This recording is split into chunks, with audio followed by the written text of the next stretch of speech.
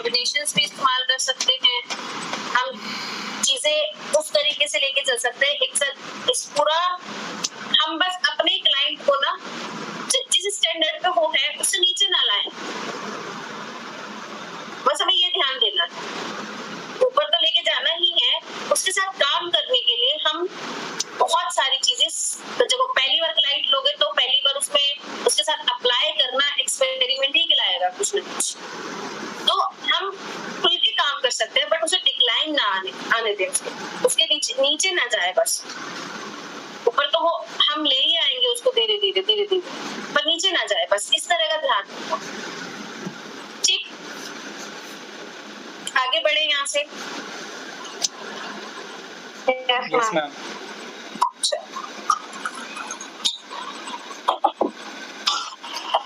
Problem solving techniques, अब techniques आ जा रही है यहाँ पे।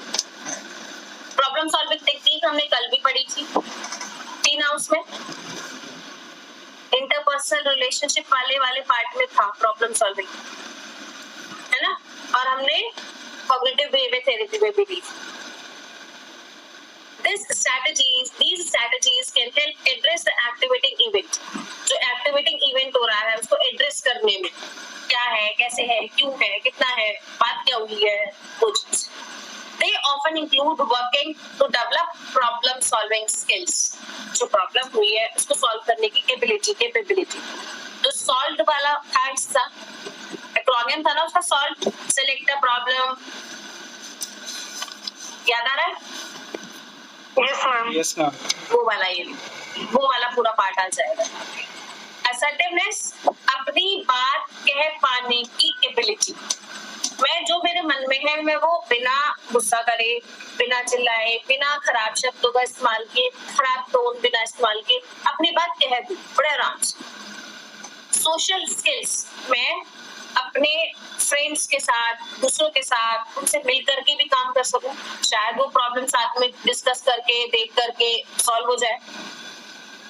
डिसीजन मेकिंग स्किल्स, कंफ्यूजन इतना ना हो कि मैं डिसीजन ही नहीं ले पा रही। बेस्ट डिसीजन लेने की ability. Conflict resolution skills, conflict resolution क्या, कॉन्फ्लिक्ट क्या होता है?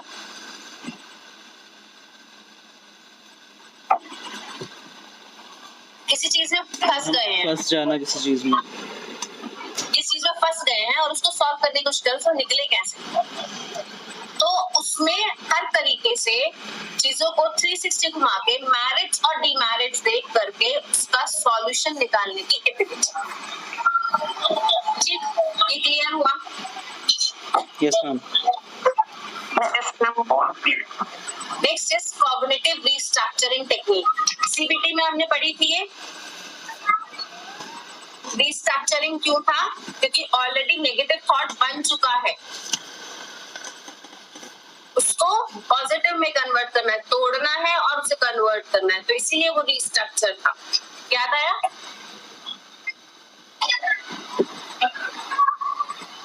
यस नो, मुझे बताओ याद आया? Yes ma'am. मैम एक बार दोबारा बता दीजिए, एक्चुअली मेरे हस्बैंड भी उन्होंने कुछ बोला, वो उन्हें थोड़ी देर बोल दिया करो कि बैठ जाओ बाहर, मैं क्लास ले रही हूँ। चलिए, कॉग्निटिव रीस्ट्रक्चरिंग टेक्निक हमने सीपीटी में भी की थी। उसमें क्या था? रीस्ट्रक्चरिंग इसका नाम किस लिए था? क्योंकि already negative aspect, negative thought process, negative belief system बन गया है, उसको तोड़ करके पॉजिटिव में कन्वर्ट करना है, तो वो रीस्ट्रक्चर कर रहे हैं हम वहां पे उसको, वो restructuring technique. These strategies help you to change irrational belief system. क्योंकि हमारे क्लाइंट को जो irrational belief system है उसको चेंज करने में हेल्प करेगा। They might include logical और rationalizing techniques. Logical और rationalizing कैसे? कि लॉजिक लगाना चीजों में, रेशनलाइज करना। एक्चुअली में ऐसा हो सकता है क्या? मतलब इमोशंस पे, इमोशंस को हावी ना होने दिया जाए और चीजों को सोचा जाए, उसको एक एस्पेक्ट देखा जाए, एक्चुअली में ऐसा हो सकता है? लॉजिकल वाला प्रोसेस पर्सपेक्टिव पे देखा। गाइडेड इमेजिनरी एंड विजुअलाइजिंग, ये आ गया मेडिटेशन। अपने इमोशंस को, जो इमोशंस हाई हो रहे हैं उसको पहले शांत करना, उसको थोड़ा सा उसमें रखना और पॉजिटिव चीजों को विजुलाइज करके देखना। ये इसमें इन्होंने जोड़ दिया, क्या क्या जोड़ दिया, एक तो मेडिटेशन को जोड़ दिया और एक जोड़ दिया रेकी हीलिंग और प्राणिक हीलिंग को। समझ पा रहे हो? मैम कोई एग्जाम्पल के साथ अगर ये थोड़ा सा बता दे तो। बिल्कुल हो सकता है एग्जाम्पल के साथ। एग्जाम्पल के साथ ऐसे हो सकता है जैसे नेगेटिव थॉट्स आ रहे हैं, किसी को भी आ सकता है, मेरे को ही आना नेगेटिव, मेरा बिलीफ सिस्टम कुछ बन गया। मैं पहले क्या कर रही हूँ, अपने इमोशंस, मेरे इमोशंस भी हाई जा रहे हैं, मुझे थॉट प्रोसेस भी नेगेटिव आ रहा है। पहले तो मुझे अब मेरा बिहेवियर भी खराब हो रहा है, पहले मैं इमोशंस को स्लो डाउन कर रही हूँ। कैसे? मेडिटेशन करके या थोड़ा सा अपने आप को स्मूथिंग करके। मैम एक मिनट, अगर कोई ऐसा एग्जांपल हो जहाँ पे भी मैं if I am a counsellor और मुझे खुद से ये इनसिक्योरिटी है कि मेरे पास केसेस नहीं आएंगे, अगर ये बात है तो इसको अगर हमें इस चीज से ट्रीट करना है यूजिंग आरईबीटी। आरईबीटी में इसको चलो, आपकी इनसिक्योरिटी है कि मेरे पास केसेस नहीं आएंगे, तो सबसे पहले तो अगर हम इसको रीस्ट्रक्चरिंग में देखें, लॉजिकल बिलीफ सिस्टम, केसेस पहले तो क्यों नहीं आएंगे, ऐसा क्यों लग रहा है? क्योंकि मुझे डर लगता है मेरे स्किल्स ही काफी नहीं है। स्किल्स काफी नहीं है। मैं डर जाऊं कि अगर क्लाइंट एक दिन आएगा और फिर बोलेगा कि आप तो ठीक से नहीं कुछ कर रहे हैं, मैं चला, I mean they won't come again. हाँ, वो आप ये हो सकता है ना कि सामने से बोल दे, तो एक तो अपने आप को सेल्फ डाउट है, हाँ, सेल्फ एस्टीम लो हो गया यहाँ पे। ओके, सेल्फ एस्टीम पे काम करना पड़ेगा, ओके, है ना? उसमें क्या है भाई, पहले तो अपने इमोशन, अगर इसमें इमोशंस में भी इसमें दिक्कत हो रही है कि मैं बहुत ज्यादा हाई हो रही हूँ क्लाइंट को देख करके, तो पहले तो खुद पे काम करना पड़ेगा। एक तो ये है कि इमोशन एक्चुअली में हाइपर हो रहे हो, एक सिर्फ थॉट प्रोसेस बना हुआ है ऐसा, यार इरेशनल बिलीफ सिस्टम बन गया, पता नहीं आएंगे नहीं आएंगे, पता नहीं आएंगे नहीं आएंगे। हाँ, पहले मेरा एक तो सबसे पहले आएंगे या नहीं आएंगे उसको हम पॉजिटिव में करेंगे कि आएंगे, बिलीफ सिस्टम ये बनाना है। अब जो एंजाइटी है, क्योंकि हमने कह तो दिया आएंगे, पर एंजाइटी तो फिर भी रहेगी ना, उसको मेडिटेशन के थ्रू, गाइडेड इमेजिनरी जो reiki healing, pranic healing, crystal healing, उसके थ्रू जो रैशनल थेरेपी में इन चीजों का इस्तेमाल होता है। हाँ, क्योंकि ये मैंने क्या कहा था शुरू में, rational emotive behaviour therapy is a mixture of behaviour therapy, cognitive behaviour therapy, dialectical behaviour therapy. ये तो पूरा अलग स्ट्रीम ऑफ थॉट्स है, अलग स्ट्रीम ऑफ अल्टरनेटिव थेरेपीज है, और ये मिक्सचर है इसका सब चीज का। आप वो वाली थेरेपी देखो, मैंने अभी कौन सा भेजा था आपको, नहीं मेरे पास पड़ा हुआ है, रुको मैं भी देख के बताती हूँ आपको। मैंने कल ही पढ़ी है, मुझे ये थेरेपी पता ही नहीं थी, ये थेरेपी भी होती है। सेल्फ कंपैशन वर्कशीट या self compassion focus therapy, compassion focus therapy, compassion, अच्छा, सेल्फ कंपैशन, हाँ, कंपैशन फोकस थेरेपी। और पता है इस थेरेपी में है क्या? नहीं, इस थेरेपी के क्या है? माइंडफुलनेस, अच्छा, to be in present. Okay, एक आइए self instruction therapy, self instructional therapy, मतलब एक बड़ी बड़ी थेरेपीज को पूरा पार्ट्स में कर दिया है। हाँ, सेल्फ इंस्ट्रक्शनल थेरेपी में खुद को इंस्ट्रक्ट कर रहे हैं, I can do well, I will behave properly, positive affirmations, ऐसा नहीं हो गया ये, राइट।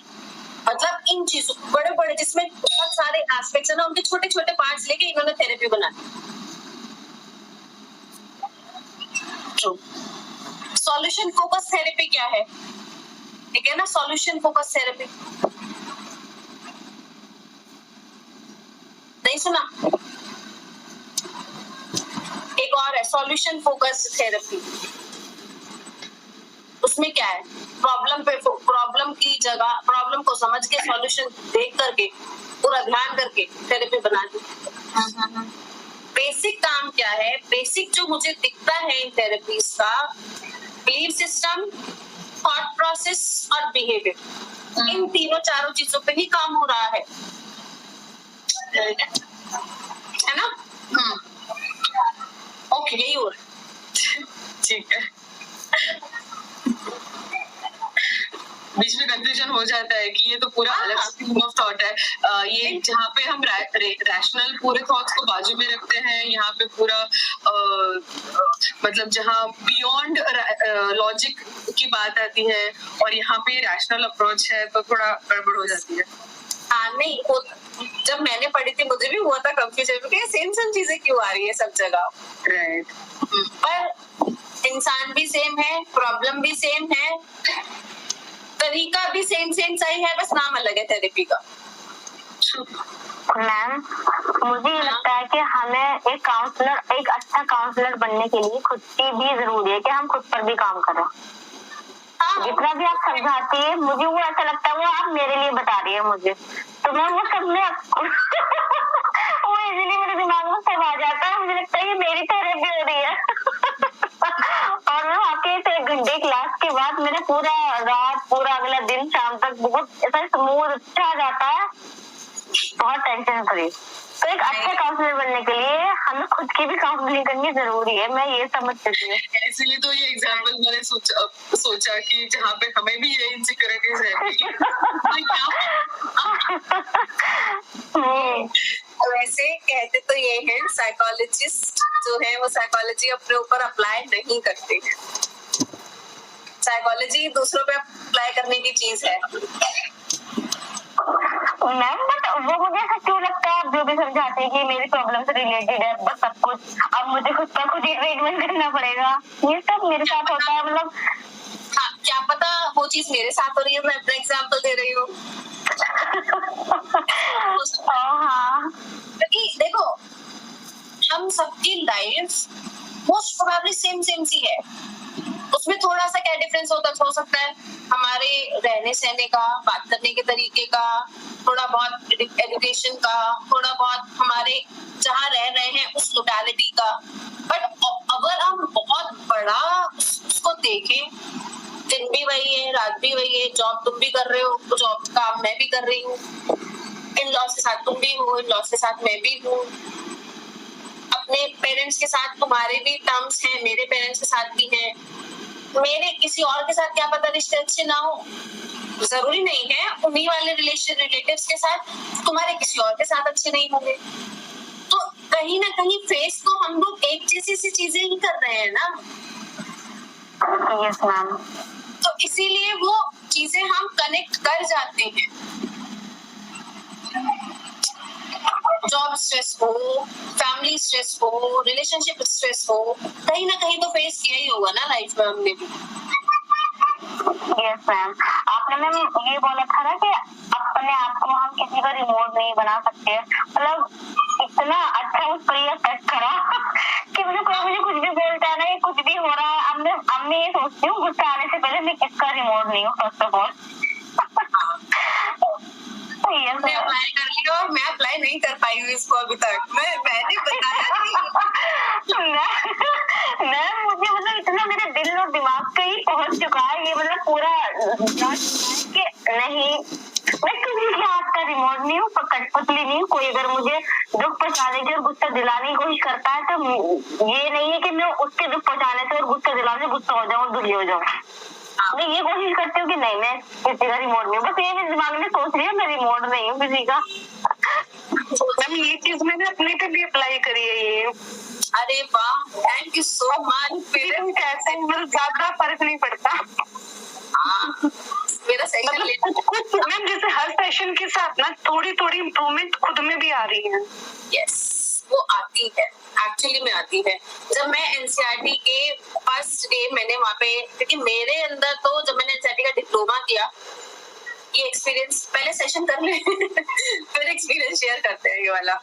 और चलो जब मैंने डिप्लोमा ज्वाइन किया वो दिन, और जब मैंने डिप्लोमा कंप्लीट कर लिया वो दिन, मैंने तो खुद में चेंजेस ऑब्जर्व किए ही हैं, बट मुझसे लोगों ने भी कहा है तुम बहुत बदल गई हो इस 1 साल में, तुम्हारा सोचने का तरीका, तुम्हारा बोलने का तरीका, मतलब जमीन आसमान का अंतर वाली चीज। पर बहुत सारी चीजें, जैसे आप लोगों ने बोला ना कि हम एक चीज, जैसे फातिमा ने अभी बोला मैं किसी का रिमोट नहीं हूँ, वो अप्लाई कर चुकी है, मैं अप्लाई नहीं कर पा रही हूँ उस चीज को। सोचो।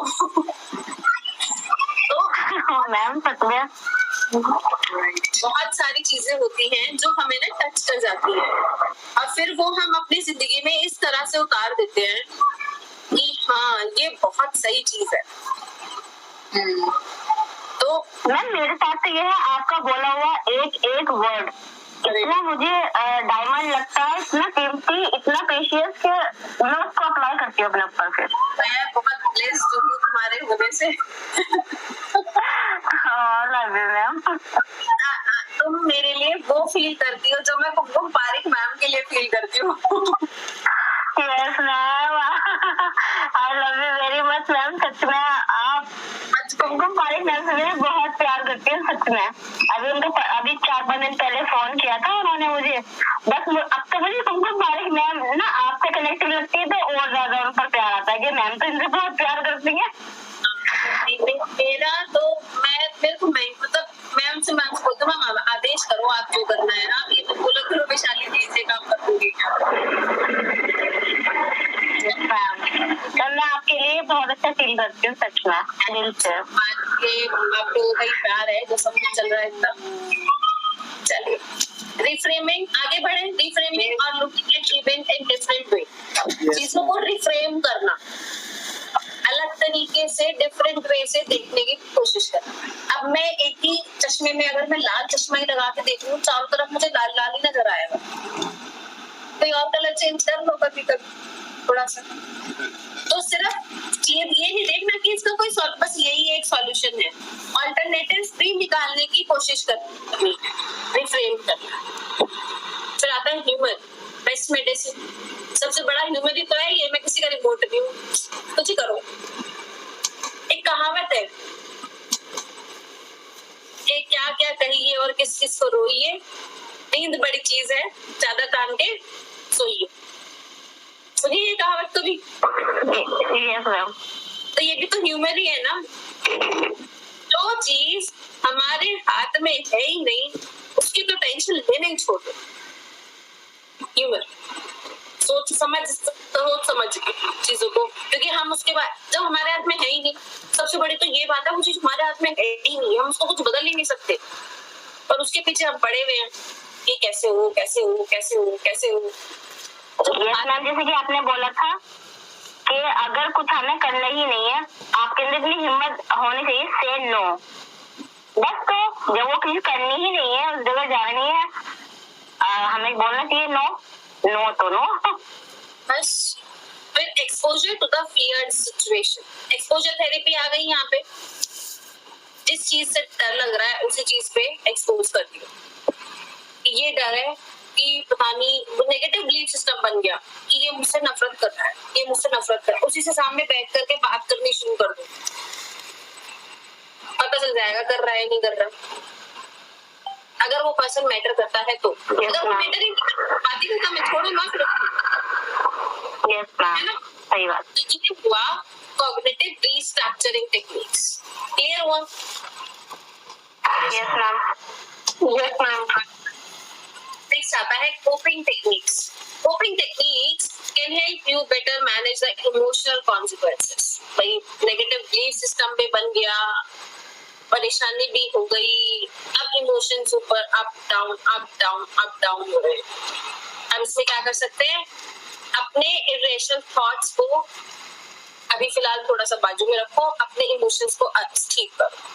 Relaxation techniques, deep breathing exercise, meditation, और कौन कौन सी होती है, फिजिकल एक्सरसाइज कर सकते हैं, अच्छे से नींद ले सकते हैं, थोड़ी देर के लिए बाहर चले जाओ, जो मसाज ले सकते हैं, जो स्ट्रेस रिडक्शन होती है ना, स्ट्रेस टॉलरेंस स्किल्स, वो सारी आ जाएंगी, इमोशंस को डाउन करेगी। फिर आता है हिप्नोसिस। हिप्नोसिस हम लोग इस्तेमाल नहीं कर सकते जब तक हमारे पास इसका प्रॉपर सर्टिफिकेशन ना हो। 2 लेवल होते हैं इसके, पता नहीं 3 लेवल होते हैं, मेरे को आइडिया नहीं है, और वो प्रॉपर सीखना पड़ता है। ठीक, नेक्स्ट इज मेडिटेशन। मेडिटेशन कर सकते हैं, तो इससे हम कोप करेंगे। इंडिविजुअल टू इंडिविजुअल ये भी वेरी करता है कि सबकी अपनी अपनी कोपिंग टेक्निक्स होती हैं। किसी का मन कर, किसी को ज्यादा स्ट्रेस होता है सो जाता है थोड़ी बहुत देर के लिए। जो हमने सारी डिस्ट्रेस टॉलरेंस स्केल में कल डीबीटी में पढ़ी थी वो सारी यहाँ आ जाए। क्लियर हुआ? Yes ma'am. Yes ma'am. हम इसमें इमोशन रेगुलेशन भी तो लगा सकते हैं या नहीं?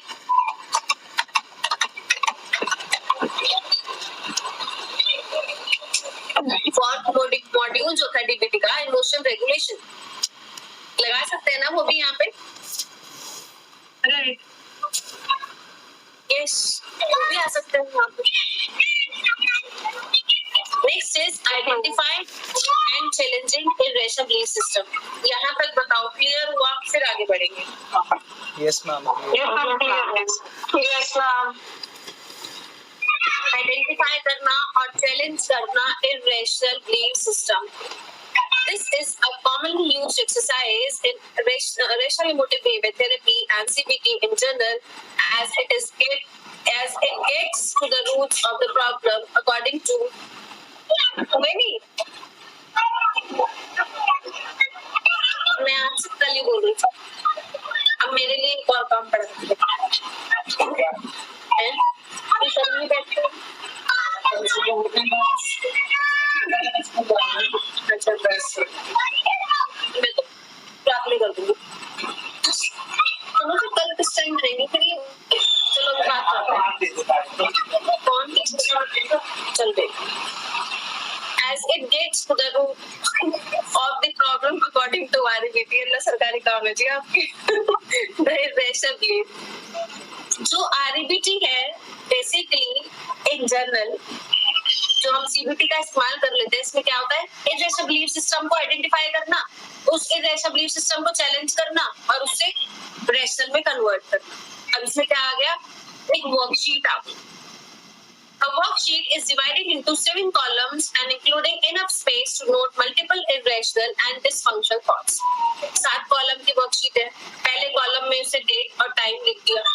सेकंड कॉलम में उसने सिचुएशन को पूरा डिस्क्राइब कर दिया, क्या हुआ, कैसे हुआ, क्यों हुआ, कितना हुआ, सब चीज सिचुएशन को पूरा लिख दिया।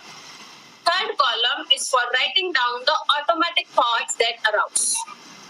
जो ऑटोमेटिक थॉट्स आ रहे हैं, नेगेटिव हो सकते हैं, इरेशनल बिलीफ सिस्टम हो सकता है, सब कुछ है ना।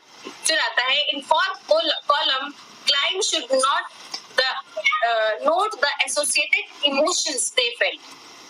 बहुत खराब सा फील हो रहा है, रोने का मन कर रहा है, घबराहट सी हो रही है, वो सारे इमोशंस इसमें लिखेगा। कॉलम 4 हो गया।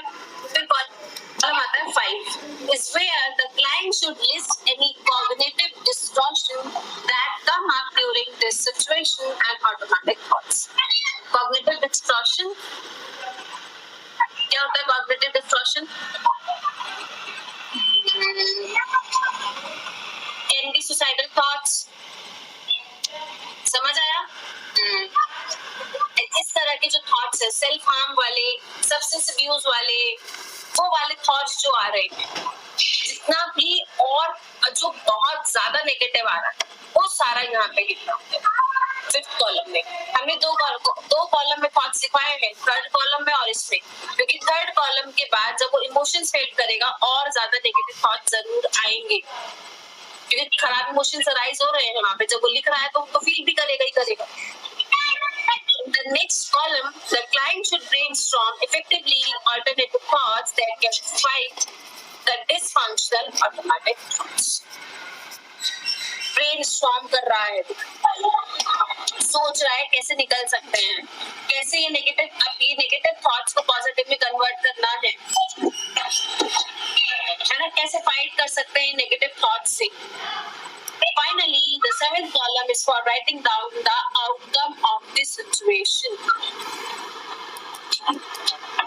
समझ आया क्या आउटकम हुआ सिचुएशन? मतलब दो चीजें समझ में नहीं आई इसमें. एक मतलब दिस आई थॉट कि इमोशंस जो बता रहे हैं यहाँ पे एज अ कंटेंट, मतलब थॉट्स के बाद इमोशंस को खाली टच को किया है इन्होंने, और मतलब वो बराबर है क्या what ever I am thinking. और जो सेकंड है कि जो ऑल्टरनेटिव थॉट्स जो है, ये जो ब्रेनस्टॉर्मिंग है ये क्लाइंट अकेला करेगा या फिर is it a part of some technical therapy where the client and the counsellor both of them together will do this, and then what do you mean by the outcome with there? इसमें एक तो जो brainstorming है depend on counsellor कि वो उसी पे छोड़ रहा है या वो उसके साथ में काम कर रहा है. दोनों कर सकते हैं. दोनों भी कर सकते हैं. अगर क्लाइंट हमारा इतना इफेक्टिव काम कर रहा है कि वो अकेले कर पा रहा है, वेल एंड गुड. अगर लगता है उसको गाइड की जरूरत है, थोड़ा सा सपोर्ट की जरूरत है, तो कर सकते हैं. ठीक है. नेक्स्ट इज सपोर्ट देना बुरी बात नहीं है. हाँ, सपोर्ट देना बुरी बात नहीं है, मतलब गलत बात नहीं है. कोई गलत बात नहीं है, क्योंकि अगर हमें दिख रहा है हमारा क्लाइंट ब्रेनस्टॉर्म कर ही नहीं पा रहा, इसमें क्या लिखूं मैं? नेगेटिव थॉट्स तो हो गए. इसमें अब हम उसको गाइड कर रहे हैं, इसको पॉजिटिव में सोचने की कोशिश करो. मैं तो नहीं सोच पा रहा हूँ, तो एक दो थॉट आप उसको बता सकते हैं ताकि वो लीड हो जाए थोड़ा सा आगे को, आगे की तरफ चल सके वो थोड़ा सा, है ना. फिर आता है finally the seventh column is for writing down the outcome of the situation. Outcome is उसने पूरी सिचुएशन देखी, थॉट प्रोसेस भी देखे, इमोशंस भी देखे, फिर अपने खराब थॉट देखे, पॉजिटिव में कन्वर्ट किया. अब वो क्या समझा इन चीजों से? इतनी भी खराब सिचुएशन नहीं थी जितनी मेरे इमोशंस और मेरे थॉट्स ने इसको बना दी. समझ आया? या सिचुएशन तो बहुत खराब थी पर मैं निकल सकता था अगर मैं चाहूं. या सिचुएशन खराब थी, मैं इस वर्कशीट की हेल्प से निकल गया हूँ.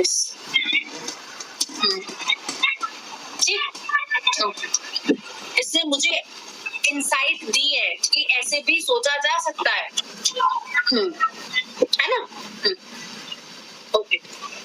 Next is consequence analysis. This exercise can help clients recognize the consequences of their irrational belief about the things that are important. Irrational belief system बनने के बाद जो चीजें इम्पोर्टेंट है वो भी इंसान छोड़ देता है. अपने गोल्स को, अपने नीड्स को, अपने डिजायर्स को, अपने इम्पोर्टेंट पर्सन. मेरे लिए गुस्सा ज्यादा जरूरी है. ऑब्वियसली हस्बैंड वाइफ में होती है, जब मम्मी पापा से भी हो जाती है, हस्बैंड वाइफ से भी, भाई बहन में भी होती है.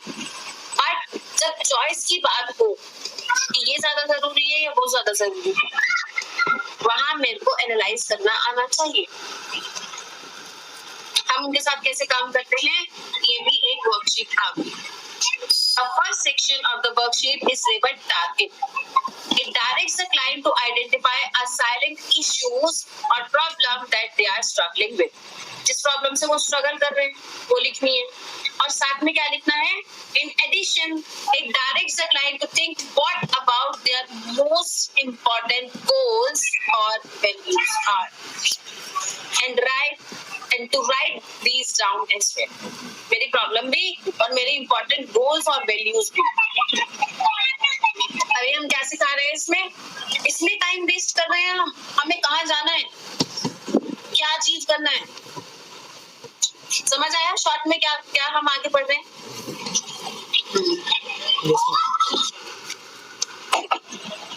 Life is bigger than some of its parts. हाँ, Life is bigger than some of its parts. yes. The second section is labeled short-term consequences. Second वाला क्या हुआ? Second section, short-term consequences. This section gives the client space to write down the benefits, gain pleasure, comfort, as well as the cost, damage, harm, loss of continuing with their usual behavior. किसमें की है ये technique? याद करो. Same technique भी थी ना. Pros pros and cons हम देख रहे थे खराब बिहेवियर के, शॉर्ट टर्म में और लॉन्ग टर्म में। मैम सीबीटी का पार्ट था शायद ये। सीबीटी का पार्ट था, सीबीटी का ही पार्ट था।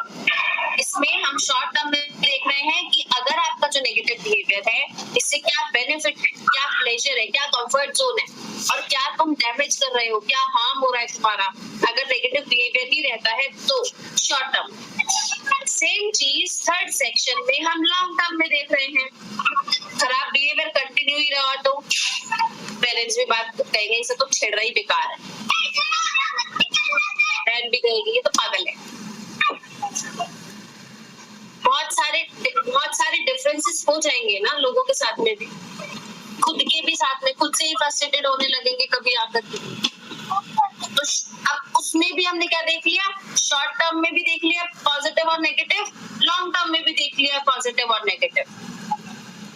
Finally, the worksheet asks the client, what is the best outcome for you in the long term? क्या है best outcome?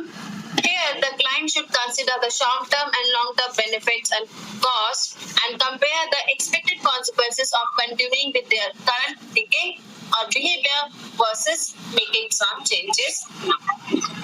उसको changes लाने की जरूरत है।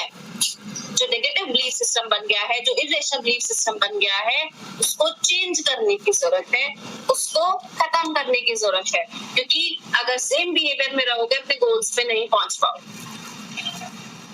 It's a part of life, ups and downs आते रहते हैं, फोकस करना है उस गोल पे, है ना? क्लियर हुआ? यहाँ तक क्लियर हुआ? Yes ma'am. Next, replacing negative belief with positive ones. समझ पढ़ते ही आ रहे हैं इसको। This fundamental exercise help client confront negative and irrational automatic thoughts of belief. Confront अपने आप को acceptance में लाना कि negative system है, automatic irrational belief system है, खराब thought process आ रहा है। It encourages the use of reason and rationality to replace old self-critical beliefs with new, more positive and more fundamental beliefs. नया positive with rationality. Rationality उसका reason दे करके करना, ऐसा नहीं होगा, क्यों नहीं होगा, इसलिए नहीं होगा, है ना? और पॉजिटिव वे में, नेगेटिव को पॉजिटिव में कन्वर्ट कर दिया। ठीक, the positive belief record worksheet can help client complete this exercise. Positive belief record हमने करा था ना, एक पॉजिटिव अफर्मेशन जैसा, अपने आप को पॉजिटिव थॉट्स अपने लिए लिख रहे हैं। समझ आया? Yes, ma'am. Yes. It's an extremely simple and straightforward method of challenging one's belief with a scientific approach. Scientific approach है ये, positive thoughts खुद को बोलते रहेंगे, लिखते रहेंगे, वो हमारे सेल्फ कॉन्फिडेंस को भी हाई करेगा, हमारे नेगेटिव थॉट्स को भी खत्म करेगा, हमारे जो हमारे अंदर नेगेटिव बिलीफ सिस्टम बैठा है उसको भी खत्म करेगा। तो नेगेटिव बिलीफ सिस्टम से वो हटा देना पॉजिटिव पार्ट्स। क्लियर हुआ? यहाँ आज का सेशन खत्म होता है। If you have any question or any query